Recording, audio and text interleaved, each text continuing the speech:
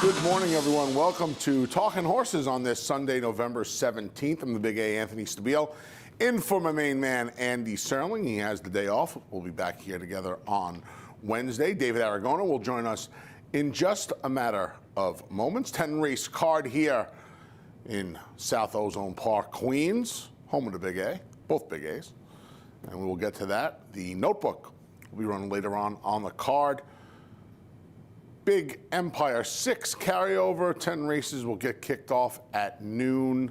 The best place to play that Empire 6, anything here really, is over at Naira Bets. 100% deposit and match up to $200. Hey, there's my promo code, Big A.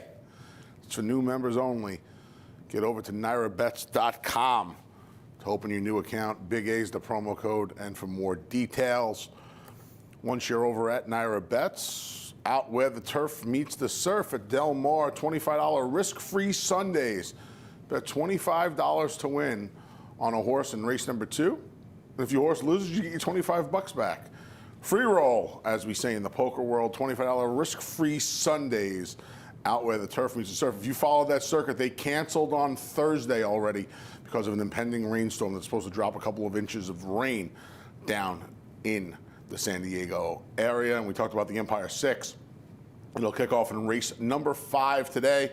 Juicy $216,000 plus carryover waiting for you. 20-cent minimum bet, 20% takeout. Remember, to take down the pool, you have to be a unique ticket. And we will pay out the pool, mandatory payout, on Saturday, December 7th. Cigar Mile Day here at the Big A. Maximum Security is supposed to be headlining that field, going 8 panels out of the chute right off of the North Conduit here at the Big A. David, what's happening? Not too much. It's a fun weekend of racing. There was a nice 2-year-old stakes yesterday for the Philly New York breds. I thought Big Q was pretty impressive winning that race. I saw she got like an 85 buyer for that. Andy Serling had a good day. He had a good day yesterday. He did. He picked a lot of. He's been red hot lately. He's spending all of his money today. So I had to take the day off. He deserves it. Yeah. But the stakes today I thought is really nice. It's the Notebook today. The Notebook. That's Yep. right. Some nice horses in there for the Colton Geldings. Yeah, should be a fun day, fun card, lots of turf racing. Mother Nature has been fantastic. She has cooperated a lot with us here in Queens, in the Northeast. Supposed to get a little rain starting tonight into tomorrow, but it doesn't look like anything substantial. Should be fine the rest of the week. Wednesday and Thursday's cards already drawn. We'll have another card drawn today for Friday. So lots of good action still to come up. Thanksgiving just around the corner. That weekend of racing is always great, and of course, Cigar Mile. Still a lot to look forward to as we more than halfway through November. I do not know where this year went, my friend. I know. There's a fun 2-year-old allowance race on Wednesday. You don't often see these nominators of 1 allowance races for the 2-year-olds at this time of the year, but Jeremiah Englehart's 3 Technique is coming back. He was so impressive at Saratoga, facing off against that horse that won the Sleepy Hollow for him, who was undefeated. So something to look forward to. Why do we have a problem remembering that horse's name? We both do. Captain Bombastic. Captain Bombastic. Yeah, I forgot it last time too. Yeah. Yeah. Complexities on that card He as well. Too, the Champagne winner from a couple of years back. That day. Yeah. Should be a good card Wednesday. We got 10 to go through today. Let's get started. We'll open the card up on the inner turf course, the old turf course here at the Big A, if you will. We have 2 turf courses now, $50,000, 2 lifetime claimers. Going to go a flat mile. Let's take a look at Bourbon in May. Bourbon in May, 6-5 on the morning line. He's 8-5 right now. Plenty of time. Still a wager with 7 minutes to post. There he is in the white cap at the back of the pack. This is his last race. I kind of regret actually not sending in the race 2 back because that's the one I kind of wanted to talk about, but it slipped my mind. He gets a pretty good trip in this race. You see he's kind of behind a wall of horses for about the first furlong of the stretch drive, but he gets out with ample time, and he's just not able to run down Lahara, who comes through inside and was just basically loaded for the entire stretch drive. And once Joel found some room, he came through with that horse. But I thought Bourbon in May ran well at the starter allowance level last time. He's just a really good fit at this claiming $50,000 conditioned level. He's been in good form. The distance is fine. He's just the horse to beat, but we both took some slight alternatives. Yeah, I always worried. It's 2 in a row now with him where he lost close decisions last time, and it's probably, I'm probably being a little too harsh on him because, in all honesty, it should not have been as close as it was last time out. Yeah. Lahara, Rosario just married him to the inside, and once the hole opened, it was kind of over. But yeah, at a short price, these condition claiming horses, for me to want to take a favorite, they have to be pretty solid, and I think he's a little vulnerable today. We took a couple of shots against him. Yeah, the one thing I'll say about Bourbon in May additionally is he's got to get the 2 turns here, and if you watch his 2-turn races from Gulfstream early in his 3-year-old year, they're not. They don't really lead me to believe that stamina is one of his assets. He kind of has that burst of speed of a sprinter, and those 1-mile, 1-turn races at Belmont suit him in that way. So we'll see if he handles the 2 turns. I like Scores When He Wants, who finished well behind Bourbon in May in that September 13th race 2-back. I didn't send in the replay for this race, but if you watch the stretch drive, well, we'll look at this stat first. He's claimed by Brad Cox out of the last race, and that's obviously a big deal because he's got amazing numbers. Look at that first number. Off the claim in turf routes. It's really just remarkable. And he wins in New York as well. I think he's 4 for 12 at Naira, so it's not like he only does it out of town. And Scores When He Wants. Rosario stuck him down on the inside and was trying to find some room at the 8th pole in that September 13th race last time for him when he finished behind Bourbon in May. And he was actually coming through late and probably would have been about 4th in that race and just got cut off towards the inside. He basically just had to steady him across the finish line, lost about 3 positions. It's not noted in the chart comment, but you can watch the replay and see what happened. He has to improve a little bit, but that stat says it might be possible, and he was just the alternative that I wanted.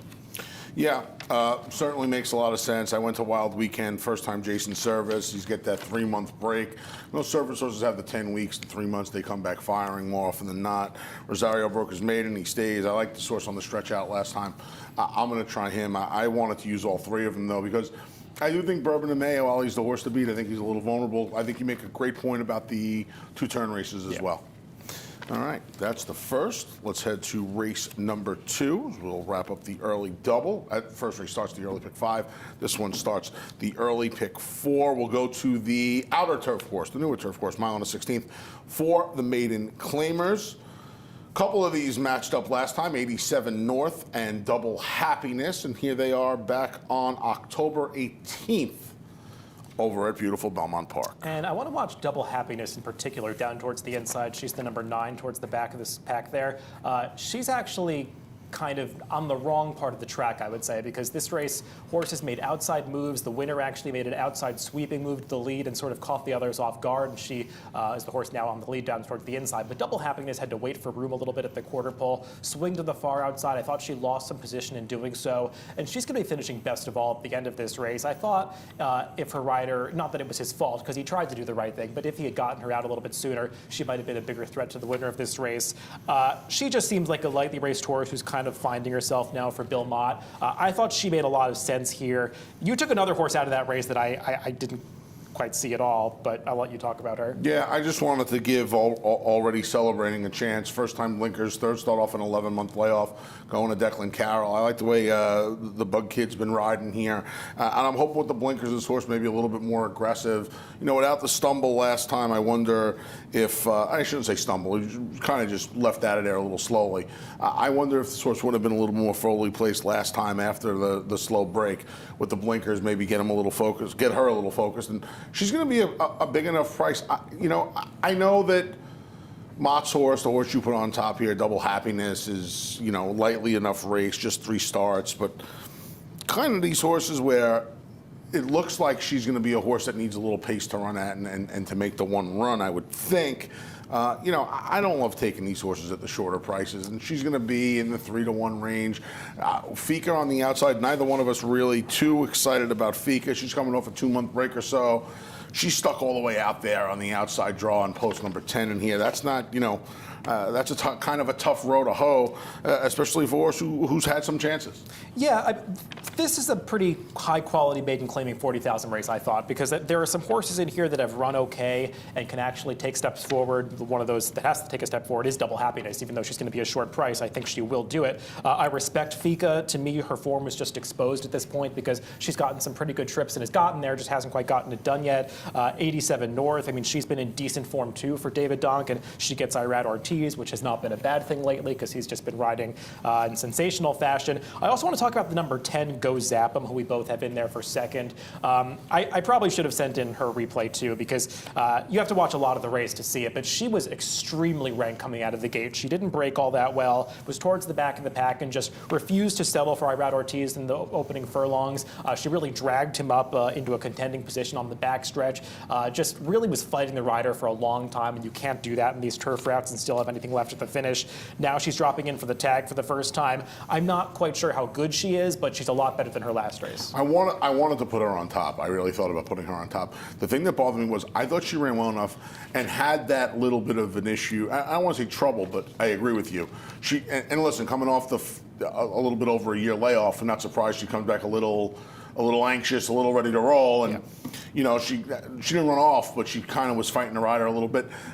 The drop for the tag right away bothers me a little bit. And I know she's been gone for a year and she probably has a couple issues, but she ran well enough, I thought, last time to give her one more shot at the special weight ranks, but turf season's ending, so yeah, I understand it. I think the drop makes sense because she really didn't do that much running last time. I mean, it was kind of the fact that she got a 59 buyer is just the nature of turf racing, that she kind of got sucked in at the end and didn't lose by that much. And that's one of the reasons that I didn't put her higher up, because she's going to take money off that buyer last time, even though she didn't run that well. I just think she might be able to do better. Yeah, a little bit of an interesting way to kick off the early pick 4, race number 2. Kind of a wide open maiden claiming race. Back to the dirt for the third. $16,000 claimers going to come out of the chute, going a flat mile.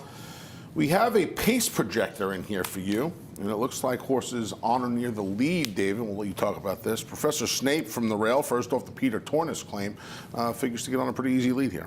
Yeah, I want to talk about this because I don't really like the horses that are supposed to be forwardly placed in this spot. Nor do I. But I think you have to be aware of the pace projector and respect these horses just a little bit because of the way the track's been playing, where the kickback has just been brutal on these horses, and it seems like it doesn't matter if you're on the rail or if you're out in the clear, but you just have to be out of the kickback, either towards the front end or stalking outside, not getting that dirt kick in your face, and that's your best bet on the dirt courses, or the dirt course these days at Aqueduct. And I just think you have to be aware of the horses that are likely to be out towards the front end because they might have an advantage. I think both took horses that are going to be coming from a little bit off the pace. I just went to Peter's Project again. He won for the 12-5 tag last time. He's just a horse that loves to win races. He's proven that he can run well at Naira in the past. He's changing barns to Dominic Schettino, who doesn't have the greatest numbers off the claim, but I mean, he's got limited numbers overall with this stat, so I'm not going to really hold that against him. And I just think if Peter's Project holds his form, he's going to be really tough right back. I think that pace projector and these races kind of show when you have a horse like Professor Snape, who seems to be really off form now for the last few months. Yeah. And he's stretching back out to try to negotiate the mile again. And when you see Tale of Mist set to sit second in the race, there's not a lot of speed in that race. I think what it does is it kind of, you kind of handicap the race the way you handicap a race. You have to be a little cautious, though. Like you said, I'm taking Shalako, and you're taking horse in Peter's Project. They both have enough tactical speed, I think, to not be too far out the back, especially in a race that doesn't look like there's going to be that much pace on. But I don't think you can trust those horses fully. But we've seen that's the problem. But what I was saying is we've seen some horses that I don't trust keep going on the front end, and Fair enough. You've got to be aware of that because I think the track is playing a little funny in that way. I mean, if the track is really working against closers, Shalako might be up against it, but I mean there is an angle with this horse because it's a pretty big trainer switch back to Rudy. Yeah, first time Rudy. Michelle Nevin had the horse for a while, was claimed away. A couple of starts for Dave Canizzo, and now Rudy gets the horse. Yeah, and this is a horse that, in much slower paces, has been forwardly placed in the past. Now, yes. Different scenario, going the marathon distances around the 2 turns. We'll see what Herodotes Jr. does. But like you pointed out, he is drawn in that cozy outside stall, and the way this track's been playing, outside of the kickback and outside of the dirt, he should get himself at the very least a clean trip, even though if it's a wide one. Anybody else in here? I mean, Blame the Thief is going to take money. He's claimed back by Rob Atras, who had him previously, and his form, overall, he's probably the most consistent horse in this race that runs well at levels like this. So I think he makes some sense. I just didn't love his running style for this spot, and I wanted others at better prices. Yeah, I put him 4th. You got him 2nd. Maybe Orpheus gets in the best. He's kind of one of the more consistent runners in here, and maybe he's finding the easiest bunch he's found in a long time. I think that's fair enough to say. This is not the toughest 16. He does. Yep. Yeah, he absolutely does. Another wide open race number 3 on the dirt. To the turf we go. 1 mile and 3/8. A couple of them stretching out in here. I'm stretching out in here. I'll be calling race 4 this afternoon. Nice. Upstairs. 1 mile and 3/8 again. Other than. Let's go to cross border. We're going to take 2 looks at cross border. This is the start of the race, and then we'll go to the stretch. And a lot of people, including both of us, thought he was going to be on a loose lead this day, and he wasn't. He breaks in front here. He's got the advantage right here. This is the opening furlongs of the Joe Hirsch Turf Classic, and I don't know. Maybe these were instructions by the connections. You'd have to kind of assume that because it seemed like Manny Franco was on this day, wanted no part of the lead. So he wrangles him back here, lets other horses go on with it. And you're going to see as they head into the clubhouse turn right here, he gets very rank and he's going to start throwing his head about and just fighting the rider as the entire field is basically bunching up because Channelmaker was on the lead, is just slowing down the pace so much. And I think right here is when they all start bumping and getting rank here. Manny just basically sits down in the saddle there to try to get him to settle. We can pick it up again coming to the top of the stretch, and he actually keeps on running pretty well. He kept on, yep. It's not like, I don't want to go overboard because these are not the greatest set of Grade 1 turf horses that we've ever seen in this country, but they're still graded stakes level turf horses, and he's hanging with them at the end of this race. Mike Maker seems to have a knack for finding out which horses in his barn want to go these marathon distances, and maybe this horse just wanted to go marathon distances. Yeah, we'll see how it goes. He's going to stretch out now. He went the mile and a half last time, and you would think that if he was maybe allowed to roll early on, things could have been different in that race because it was kind of, kind of like we were talking about with Tale of Mist. When Saddler's Joy is a part of the pace, they're going slow on the front end. You would think. Yeah, we'll see what the instructions are today. It's another race where it looks like he's going to get to the front today. I would imagine so. Well, there are other sort of potential speeds in this race, but he should be in front. I know the pace projector didn't have him as the clear speed, but I would imagine it's there for the taking if he wants it today. And he's always been a good horse, maybe not quite at this level that the Turf Classic suggested last time, but I do think he's the horse to beat in here because Mr. Alec, who's his main rival, he was impressive too back at Belmont when he broke his maiden, and I think we can take a look at that race. And here he is, back on September 15th. David made cross-border 7-5, Mr. Alec 8-5 on the morning line, and here he is getting out of the maiden rank second time out. Yeah, I thought this was a good race on his part because the top two, they really drew clear of the rest of the field, and then some horses came at them late. But he's a nice horse.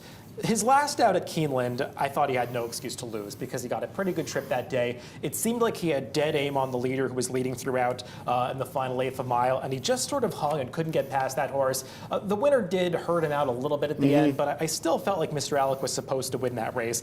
And also, is he really supposed to get better going a mile and 3/8? I'm not sure, because his pedigree to me doesn't suggest that, but I guess he outran his pedigree and went a mile and a quarter two back, so we'll see. Yeah, those picks should be on race 4, guys. We're on the 4th. I just took a little shot with Mr. Alec against him, but in pick 4s and pick 5s, I'm just going to use the both of them and try and move on. They're the two. The one other horse I want to mention is the 4 Inequality. We should also actually mention that Gauguin is running back from Thursday on 3 days rest, which I kind of expected he would scratch. I didn't really consider him in this spot. But Inequality is a horse that I do think wants to run all day. If you look at some of his dirt races, he's won going as far as a mile and a quarter. You might remember this was a horse that started out in Leah Giarmatti's barn a long time ago. He was initially intended for turf. He's got a nice pedigree to be a turf marathoner. And I just feel like his new connections have really gotten him back into solid form recently. He's probably not good enough to win this race, but I think he's one that could outrun his odds. All right. We'll see if one of the favorites gets it done or if Inequality can post an upset in race number 4. That Empire 6 starts in race 5 on the 10-race card. We'll go to the outer turf course, 6 furlongs. One of those turf sprints. 3 of them faced off. 3 of the state breds in this open A other than Morning Breeze, Shiraz, and Outrageous Bet. Again, back to September 15th.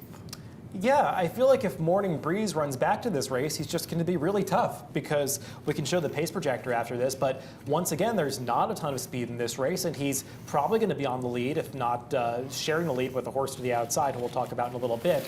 But Morning Breeze ran really well this day. He came right back against nominators of One Allowance Company, an open field, and he was right there until the end behind Lawn Twist, who of course came back and won at a big price the other day with a 92 buyer, kind of validating the form of that race. So I just think Morning Breeze makes a ton of sense, and you see this pace projector favoring horses up close to the front, and I've got to think Jose Lezcano is going to send to the lead from the inside.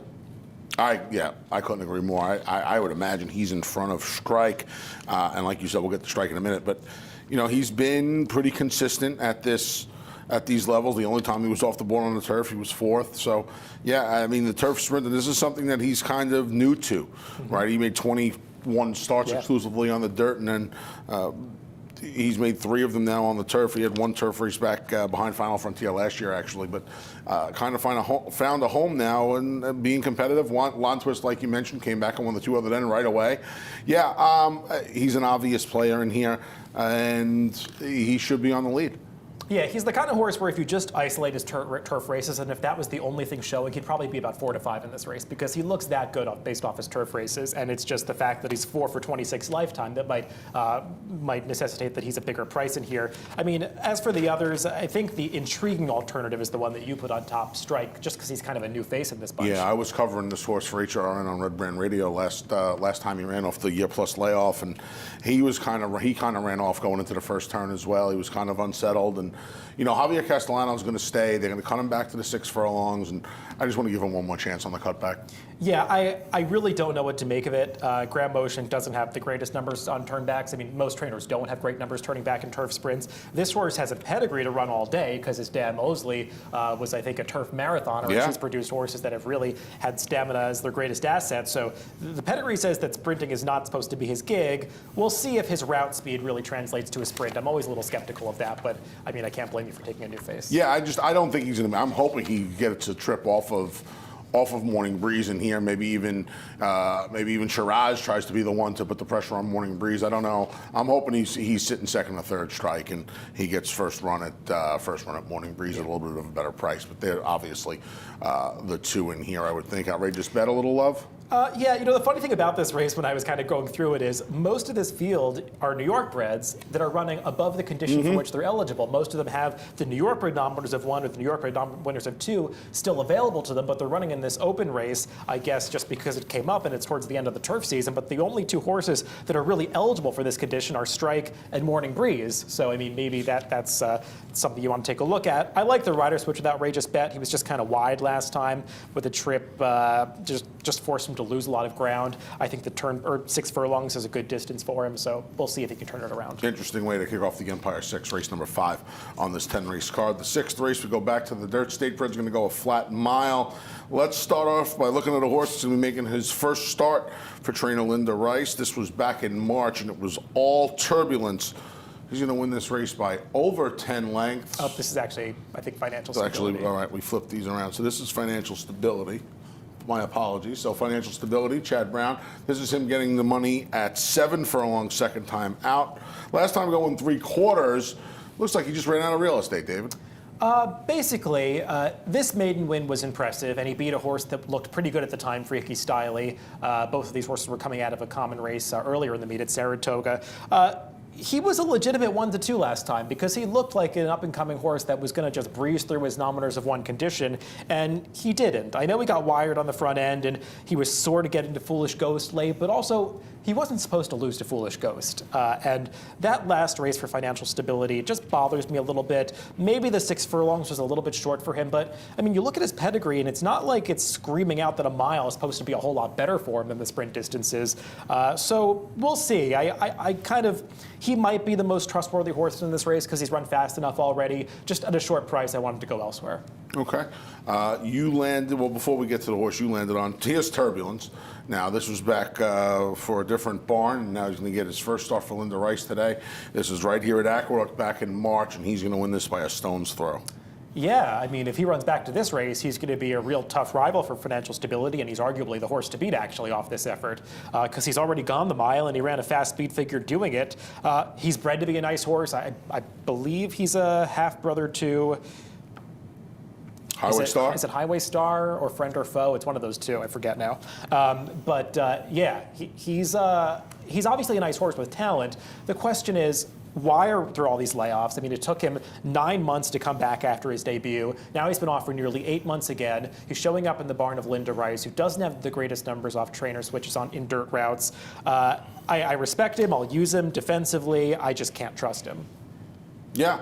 I mean, if he comes back and runs that race, he's going to win this race. But how can you trust it with now a second break of over 7 months on his card? It's kind of hard to trust a horse like that. The other thing is he was beating a pitiful field that day. He was. I know he ran a fast figure, but I mean the 10-length margin was just totally due to the fact that the rest of that field is basically a group of maiden claimers.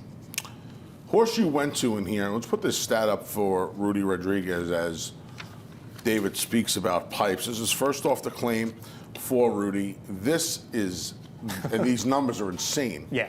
And this is specifically at Aqueduct. His numbers first off the claim in dirt routes are great across the board, but he really does the most damage at Aqueduct in the wintertime. And look, I'll be honest, Pipes has to improve to beat this field, but I will say about Pipes, his last couple of dirt races, they both came over sloppy, sealed racetracks, and he actually ran okay each time. I know his last race at Belmont was not the most competitive field, but he went pretty fast early and just got tired at the end of that race. That race that he's coming out of in September at Saratoga, where he finished between Dandy California, who's back in today, and Jerome Avenue, that race has come back okay because both of those horses have returned to run improved speed figures in their subsequent starts. And when you go back to last winter when Pipes was running here on the dirt, going the 1 mile distance, he really showed an affinity for it. So I think the 1 turn mile actually really suits Pipes, and I just can't ignore that stat. Also, there's not a lot of speed in this race, and he's drawn outside of the other speed, so it's not like Irad has to be that aggressive to get him into a good position outside of the kickback, and I just feel like he might trip out in this race. Yeah, he might get loose on the lead. I'd be curious to see how Turbulence is ridden coming off the layoff. I'm also curious to see how Financial Stability is ridden today. I wonder if they try to go in the mile. I wonder if he's more forwardly placed. I think it would be wise for all riders to try to get forwardly placed on this dirt course because I think it's important. Late pick 5 starts in race number 6. We go back to the turf for race number 7. Maiden 2-year-old's going to go 1 mile and a 16th on the inner course. Let's start out by taking a look at a horse that has not run on the turf yet. Number 5, Perjury Trap for Chad Brown in Klarovich Stables. This is him at Belmont's second time out in his most recent effort. Yeah, this is a dirt race. This is a turf race today, but he does break a little bit slowly here, and when you do so from the rail, it can be pretty detrimental, especially in these fields of 2-year-olds.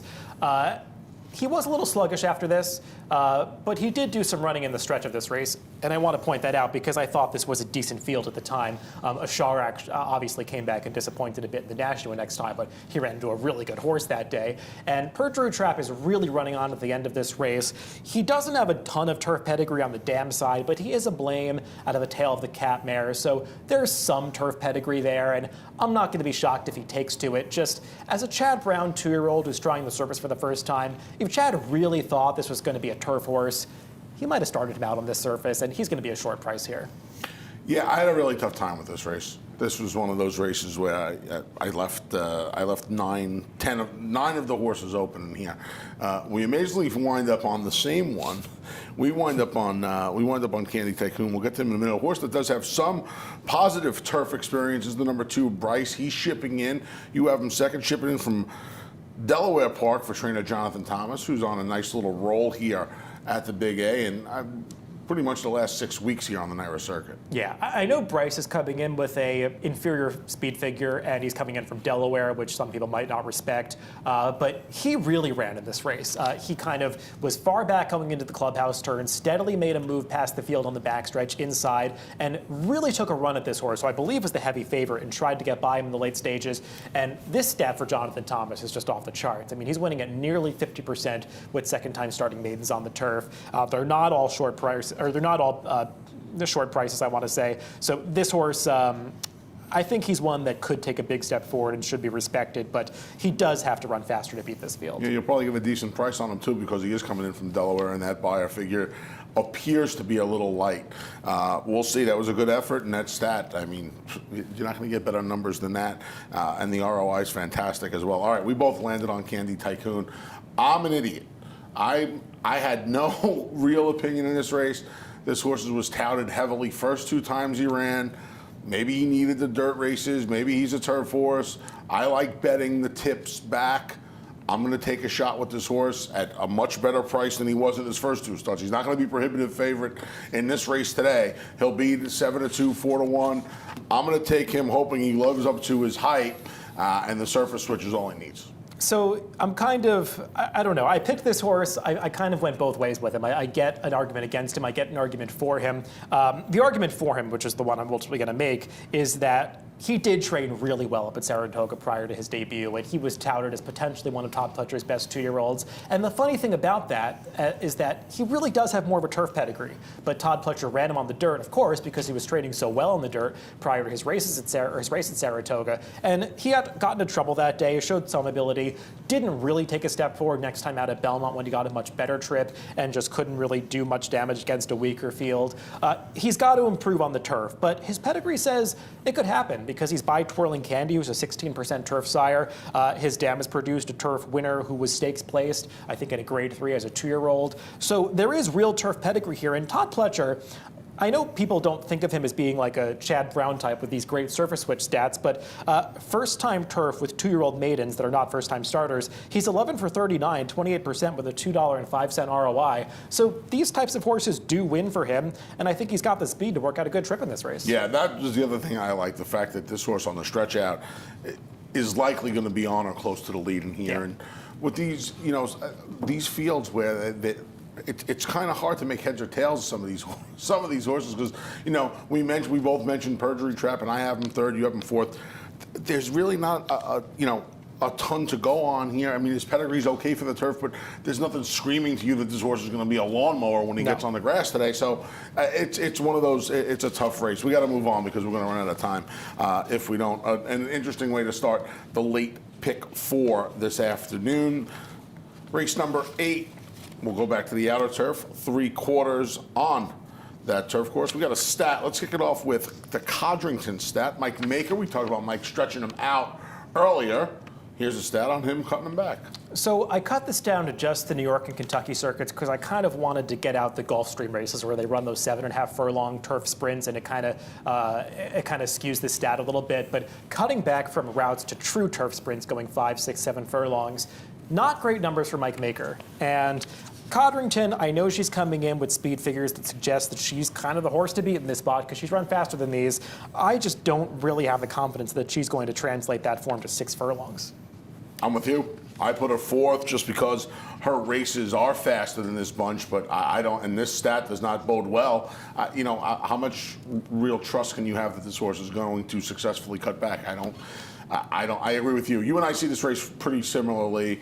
I think there are 3 main contenders. We have the same 3 horses, 1, 2, 3. Yeah, I put Flush on top. I just think that she makes a lot of sense cutting back to a turf sprint because it's like putting the 2 pieces of the puzzle together. She showed an affinity for turf, and she showed that she can sprint on the dirt. So maybe she just wants to sprint on the turf. They found the right mix today. Yeah, I think that just might be it. Because if you watch her turf races going the 2 turns, she just gets a little bit leg weary at the end, and she doesn't show that tendency as much in the sprint races. So I'm just hoping that the cutback works for her. She's not the kind of horse that needs the lead, so I think she can work out a good stalking trip just off horses like Winifred J and any others that might go at bigger prices in this race. So I just went for Flush and thought that this might be the right spot for her. Yeah, I thought Flush, Winifred J on my top pick, Magic Fairy, were going to win this race. Magic Fairy broke the maiden on an off-the-turf race in the slop back in May at Belmont Park, cuts back. A ghost apparatus with a distorted human mare should have no problems with the turf. Obviously, the layoff concerns me a little bit, but Kristoff cutting this horse back to go to 6 furlongs, she should be fine. Yeah, she was entered to go a mile in her debut, which just bothers me a little bit because he didn't originally intend her to be a turf sprinter. Maybe this spot just came up, but she does have the turf pedigree to be okay on this surface, and she was Benford first time out, so she obviously has some ability. And Winifred J will be tough if she repeats her last race because she ran a competitive speed figure that day. Yeah, worth noting as well, Rajiv Mirage riding Flush. This will be his last day in New York for a while. He's going to be riding the winter down at Gulfstream Park. He starts at Gulfstream Park West on Wednesday, and of course, we all love Rajiv here. Been through a lot, loves the game, and we wish him nothing but success down in sunny South Florida for the winter. All right, stakes time. The notebook goes as race number 9, field of 7, going to go 6 furlongs. The male equivalent of the Key Cents that we ran yesterday. Let's go up to the Finger Lakes and take a look at Dream Bigger, another horse that was highly touted up at Saratoga and at Belmont. Went down at 3-2 and 2-5 before breaking his maiden in the state-bred stakes race up at Finger Lakes. Yeah, this was an overdue maiden victory for him because he had run really well in his maiden special weights at Naira previously, and I know he broke his maiden in his stakes, but he did it the right way in here and ran another competitive speed figure. He had run well in his prior 2 starts when he lost to today's rival Harris Bay, and of course in his debut when he lost to Tiz the Law, who might throw his hat in the ring to be 2-year-old champion in a couple weeks. And I just think Dream Bigger is the horse to beat, but this is a quality field, and I don't think he's just going to have to. He's not just going to be able to run, a mediocre race and beat this field. He's got to show up to beat these horses. David mentioned Harris Bay, and here's Harris Bay and Dream Bigger again. This is the day Dream Bigger was right around 2-5, and he winds up getting run down by Harris Bay.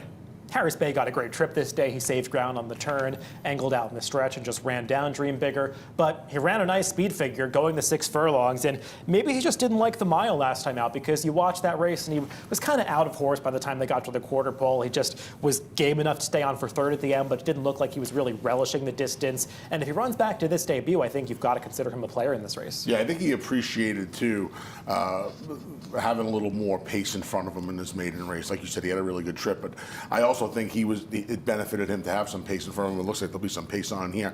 And the fact that they kind of, I don't want to say they lollygagged along, but they didn't go as fast as they did in the maiden race. Mm-hmm. I think that kind of hurt his kick. And like you, I think by the time they got to the 3/16 pole, he was just out of horse. We'll see if the cutback helps for John Kimmel. And Dylan Davis, Munichi, the town right over from the Meadowlands. Bill Parcells, the coach of August Dawn Farm, likes to name his horses after some Jersey landmarks as well as some of his former players. And here's Munichi just rolling home on debut. Is it Munaki or Munichi? Munaki, yeah, right? Yeah, I thought I heard Larry say that. Yeah, this horse, if he runs back to his debut effort, he's going to be a real major player in this race because this was a legitimately good performance. Horses have come back out of this race that finished further back in the field, and they validated this speed figure. He wins geared down at the end of this race. Last time out in the Bertram F. Vanguard, it's not noted in the chart comment, but he broke a length slowly that day. Yes, and he did. After that, it seemed like Jose was a little bit reluctant to rush him up and take the lead over because they were probably stretching out to the 7 furlongs. He wanted to be a bit conservative. And this horse just resented the rating tactics a little bit, was compromised by that start, didn't really get the distance. Now he's cutting back to 6 furlongs. We can show the pace projector. I don't quite think it's going to play out this way because I have to believe that Munaki is going to be on ascend for Manny Franco because he's fast based on that debut. And this pace projector, it's just a little bit skewed by the fact that he was involved in a slow-paced race last time and wasn't on the lead that day. But if he breaks cleanly this day, I think he's going to be on the lead, and I believe he's going to be pretty tough to beat. I've been calling it Munichi since I'm 6 years old. When you come out of the Meadowlands, it's hard to change. Yeah, well, my dad had horses in the Meadowlands when I was a kid, and we used to come out of that Patterson Plank Road. That sign was right there. Well. I've been calling it Munichi since I'm like 6 years old, so old habits die hard. The other horse that I wanted to mention here, New York Traffic's going to run against State Brits for the first time. He comes in from Parks. He ran against Independence Hall first time out. Then he broke his maiden, and then he was even money last time out, and he just didn't fight. He's getting a big rider change here to Javier Castellano. He's shipping in. Now, he gets saddled with the inside draw, and like the pace projector had, maybe he's under the gun a little bit. I do wonder, though, David, is there a chance that Castellano lets Munaki and Dream Bigger go and tries to work out a trip from the rail from the 3-hole? We'll see. I mean, it's going to be interesting to see which of these horses is actually the fastest. I believe it is Munaki, but he's got to prove it on the racetrack. And New York Traffic, he was the horse that sort of hinted that Independence Hall maiden race might be a lot better than the initial speed figures indicated, because he came back and ran a legitimately fast race second time out of Parks. If New York Traffic runs back to that maiden victory, he's going to be a major player in this race. My problem is, I know he didn't quite get the 7 furlongs in the Parks Juvenile last time. He was done at like the 3/8. He really didn't do any running. He really was bad that day. And he's got to rebound here, but it's his first start against New York bred, so it's possible. And he's coming back in 12 days, so we'll see. Maybe he just didn't have it, just wasn't any good that day in the Parks Juvenile, and race didn't take a lot out of him. He's getting wheeled back really quick, 12 days. We'll see as he ships up the Jersey Turnpike for the Notebook. All right, we'll wrap it up on the main track with some more state breds. Maiden 40 claimers are going to go 6 furlongs. High School Crush and Cruising Strong figure to take a bulk of the money in here. They are 3-1 and 7-2 on the morning line. This is them back at Belmont. I kind of prefer Cruising Strong out of this race. she was a Linda Rice first-time starter this race, and she's kind of the Linda Rice second-time starter that never was, because now she's claimed away and is going out for Brad Cox. But I think it is worth keeping in mind that Linda Rice does not really crank these horses up to win first time out, and this one took no money, going off at 9-1. So it likely is going to take a step forward to Brad Cox, so who just has okay numbers off the claim with maidens, not great numbers. High School Crush was a little bit green, but ran on well at the end of that race. Ultimately, though, that was a pretty slow race, and I'm just not sure how strong either of these horses really are. Yeah, another race where I put the favorites on top, but I want to close out. I'm using 2, 3, 4, 7, 9. I guess I'm not going to let your 8 beat me as well, so I'll use an 8 as well. So is it tomato or is it tomato, David? I would say tomato, but I know some people say tomato. My winner last night tried a really good place on Metropolitan Avenue last night. Pampas, he was calling it tomato. Really? That's a little unusual. It was, yeah. Okay. I was calling it tomato. Tomorrow Tomato does not have a ton of pedigree. He's by Zevo. Hey, that's my boy. I love Zevo. Suburban winner, right? Yeah. Oh. I'm not Made a sure, lot of money that day. I'm not sure if Zevo's had a first-time out winner yet. I kind of don't think he has, because I haven't seen that many, and I'd imagine they'd be running in New York. But even though this one doesn't have pedigree, I can't go against this stat. I forgot to send it in. It slipped my mind. But first time out on the dirt for Jorge Abreu, 7 for 16, 44%, with a $4.41 ROI. That's it. It's just the stat. I'm just putting it on top of You pointed that out on Twitter right during the Belmont meet when he was on. I think he won with 2 of these in like 3 days, and you pointed that out, and I was certainly paying attention to that. Yeah, in a race like this where like you, I don't really trust the favorites. I think it's a good angle. The problem is he'll probably be half of what you made him on the We'll morning line see. off that stat. Yeah, no, there's a rider that doesn't win a lot of races named, and That kid can ride a little bit. I think that kid's a good. He's given some has a lot he's of talent. been aggressive in some races, and that's important. That is important, especially on the dirt. Welsh Gold is just taking that important drop from maiden special weight down to maiden claiming races, and I think if she improves just a little bit, she can be on terms with horses like Cruising Strong and High School Crush.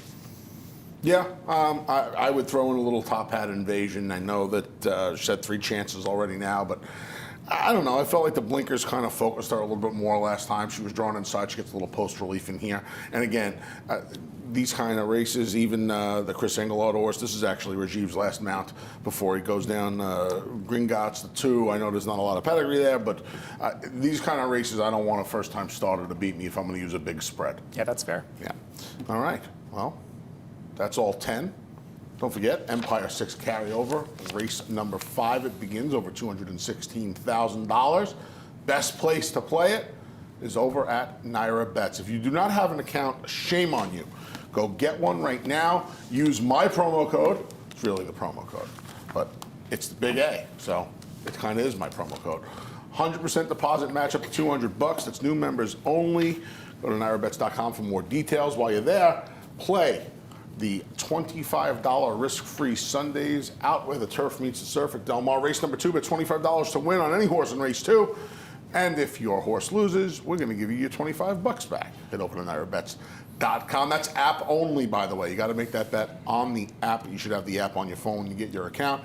And there it is, jackpot carryover, $216,000 plus, waiting for you, 20-cent minimum. The only way to take that pool down is to have a unique ticket.